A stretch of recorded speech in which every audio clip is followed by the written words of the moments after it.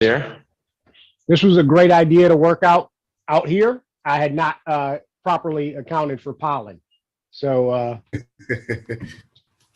y'all forgive me if it's an undue amount of throat clearing. All You right. all Good right? morning, brothers. Hope everybody's doing well. Willis, always appreciate you, getting us started with some DMX. Definitely, keeping that brother and his spirit and his family in our memories today. All right. So our reflection for today is titled "In the Spirit of Sankofa: Marching Backwards into the Future." This comes out of Mark chapter 8, verse 36. For what shall it profit a man if he shall gain the whole world and lose his own soul? For what shall it profit a man if he shall gain the whole world and lose his own soul? A couple of new folks on. This reflection is always decidedly non-religious. We use the Bible a lot, frankly, because it's public domain. It's something I can, quote easily and send to y'all without any copyright stuff. But it also, I believe, has, thousands of years of wisdom. But these are always meant to be, decidedly non-religious. Hopefully everybody can feel comfortable and take something out of it. So, all right, here we go. So wanted to talk today about Sankofa, which I know a lot of y'all are very, very cultured. Y'all probably have known what Sankofa meant for a long time. There was when we were in undergrad, there was a film called Sankofa. So at least since then, y'all have probably known about it. I learned about it recently, and I had seen it, the symbol with the bird before, but I didn't know very much about it. But over the past couple of months, it just kept popping up everywhere I looked. I was seeing the Sankofa bird. People were bringing it up. People would make a point. Oh man, it's like the concept of Sankofa, etc. And 48 years, I've sort of learned how God works with me. That okay, there was something for me to dig into and learn from this whole concept of Sankofa. So first off, Sankofa is a West African concept that means to go back, to retrieve what was left behind. There are multiple symbols for it.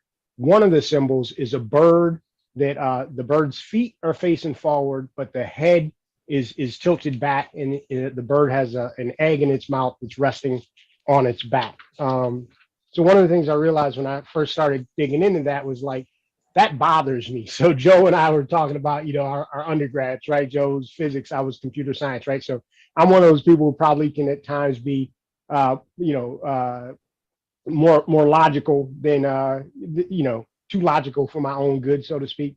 And it just bothered me, right? Like a bird cannot be facing forward and looking back, flying forward. Like that just bothered me at some logical level. It's, my late father-in-law had this saying. He would always say, it's all right to look in the rearview mirror, but don't stare, right? So like that makes sense to me. A bird flying forward, looking backwards does not make sense to me. But there are multiple levels of truth, right? So we can raise our vibrational energy. We can look at things from a purely logical level. And I realized once I sort of raised my vibrational energy to see more than just the pure issue that I was having with the symbol, there was a lot that I got out of it. And so I want to share some of the things I got out of it and that I found valuable. And hopefully y'all will find that valuable as well. All right. So for those of you who've been on for a few months,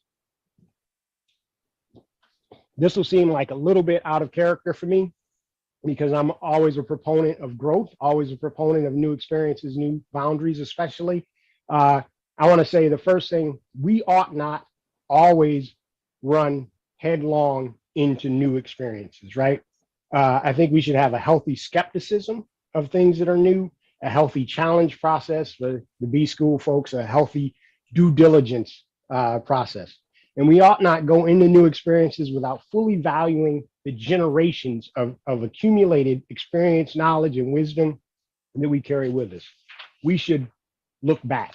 So when we learn new things or get new information about something, it's okay to have this, sort of list of things that I'm not 100% comfortable with. I'm not 100% sure about, things that I'm still working into and integrating into the things that I already know.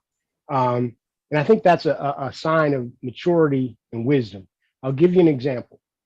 And wherever you are in your very personal walk with spirituality, this is personal, but wherever you are in that walk, I don't think you have to throw out the baby with the bathwater, right? You might not go to a church, and especially not one that's a stereotypical caricature of the black church with the 4 hour service and the, hooping preachers sweating all over everybody and, multiple building fund offerings. But even if you don't think there's any place, sorry, what was am I hitting too close to home? Hey, brother, I ain't never going back there. But even if you don't think there's any place for all that old stuff in your life today, I would argue that the way Black folks do theology is part of our cultural gold, and we shouldn't be so quick to throw it all away, especially when you see how other folks try to emulate it, take it, and repackage it just like the mainstream has always done with our Black cultural gold. So it's great to see new things and have new opportunities that our parents and grandparents could have only dreamt about for us. But as we embrace those new opportunities, we should always bring a little of the old school into that new situation with us. Like Bob Marley told us, in this great future, you can't forget your past. Another quote that I think is pertinent to the subject of Sankofa comes from the late, great Marcus Garvey.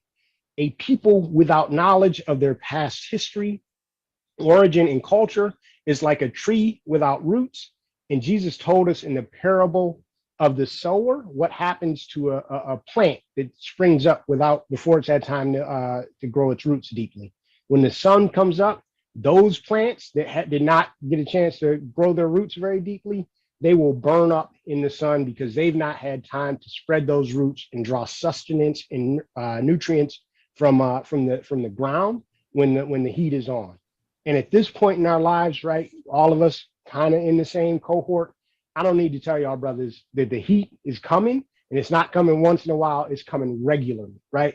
Yeah, listen, a lot of us sharing some good news, and that's all great, right? We got new promotions, new gigs, new homes, all these different things, new deals, whatever, right? But that all those people who are telling you right now, oh, I'm so happy for you, it's so great to have you here. When the heat is on, those same people are going to be the ones deflecting that heat off themselves and trying to put that heat on you. And if you don't have a very strong awareness of your knowledge of the ancestral assets, if you will, that you bring to the table, if you haven't spent time looking back and becoming more familiar with your roots, then you will burn up in the sun just like those plants that Jesus talked about. But here's the good news. If you know your backstory cold and you know the value you bring to the table, whether other folks can recognize it or not, then you will thrive like a tree with deep roots. Yep, storms will come, drought, blistering heat, freezing cold, but you will keep growing because you aren't dependent on what's happening above the surface. Your good is coming from what's beneath the surface, what most people never see.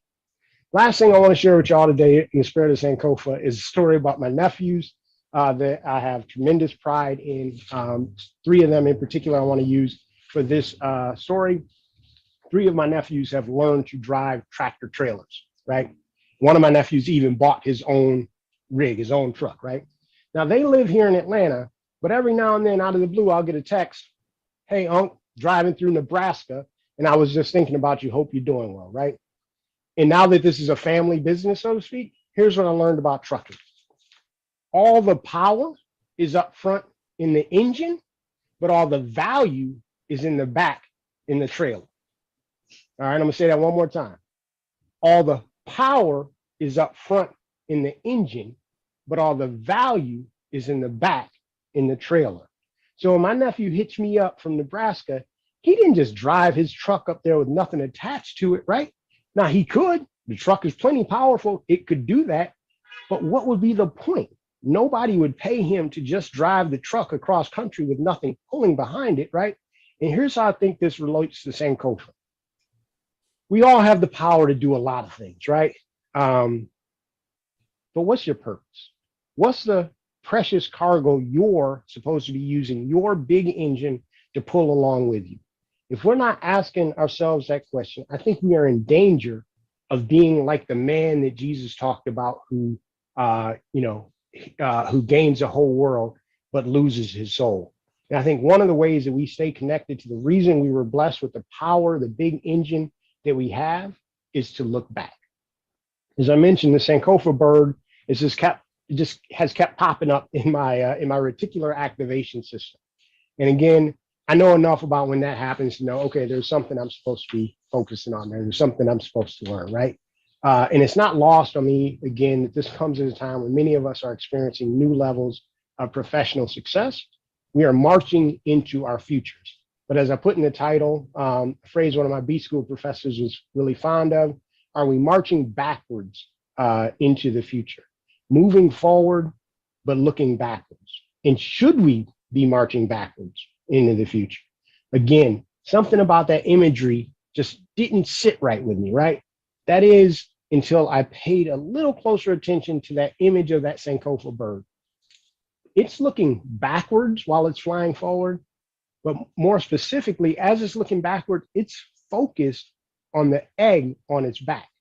So in essence, the bird is focused on the future because the egg is both the future and the past of the Sankofa bird. And at the same time, it's so much more even than that. So real quick, I want to go back a few weeks ago when we talked about the Rahim, right? Which we discussed in Hebrew means both our womb, our creative center, and our sense of compassion. And how we connect our compassion to our creativity, and how when we connect our passion, our compassion and our creativity, God opens up our wombs, right? Our creative centers, and we become more prolific than we've ever been in our life in ways that we've never seen before in our lives. And I didn't realize it when I started writing this reflection, but this reflection this week is actually deeply connected and tied to those reflections from last month. The reason Sankofa bird wouldn't leave me alone is because it had a message for me. And hopefully that's a message that I can share with you all. A bird's egg is in many ways the outward expression of its womb. While the Sankofa bird is moving forward, it never loses sight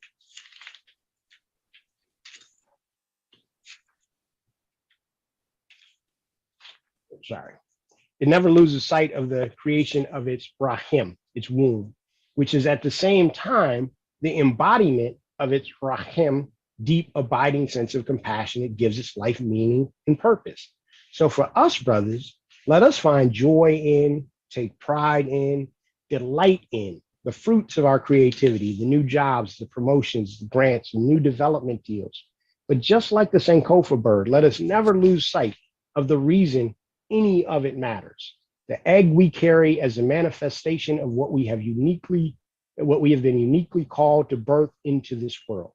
And when we do that, brothers, we will gain the world and not lose our souls, and it shall profit us. Now, as is our custom, as we end our weekly reflection, I ask that you all would join me in this intention for our time together. First one's easy. Joe, I know this is new. Just jump on. You can follow along. Let us be intentional that our Broga practice might be a living metaphor for our life practice. And so it is, our intention. Let us be intentional about looking back on and returning to our deep roots. When the climate turns against us, let us be ever mindful that we have access to a deep reservoir of sustenance that is wholly independent of how the world decides to treat us in any given moment. Let us be so connected to our intergenerational purpose that even when it looks like we are marching backwards, we know that our focus is right where it needs to be on those things that will outlive us. And so it is, our intention. Let us be intentional that we will be at the same time open to new learnings, ideas, and experiences, and deeply appreciative of the valuable cultural wisdom that we already have. Let us be interested, but not thirsty, not so lustful for what others have that we ignore our own valuable contributions to the world. And so it is, our intention. Finally, brothers, let us be intentional that we never lose sight of our big why. Let us always remember that we carry on our backs important contributions to the future of our race, our country, and to the world. We have to look back at what we are carrying and realize that we have been given something vitally important to deliver, and that we have all the power we need to deliver it to the world. And so it is, our intention. We pray these and all things in the names of both our ancestors and our unborn grandchildren. Amen, Ashe, Namaste, and so it is. And so it is. Thank you, brothers. Thank you. Thank you, John. John, a tractor trailer analogy is pretty tight, brother. All right. I appreciate that. I appreciate it.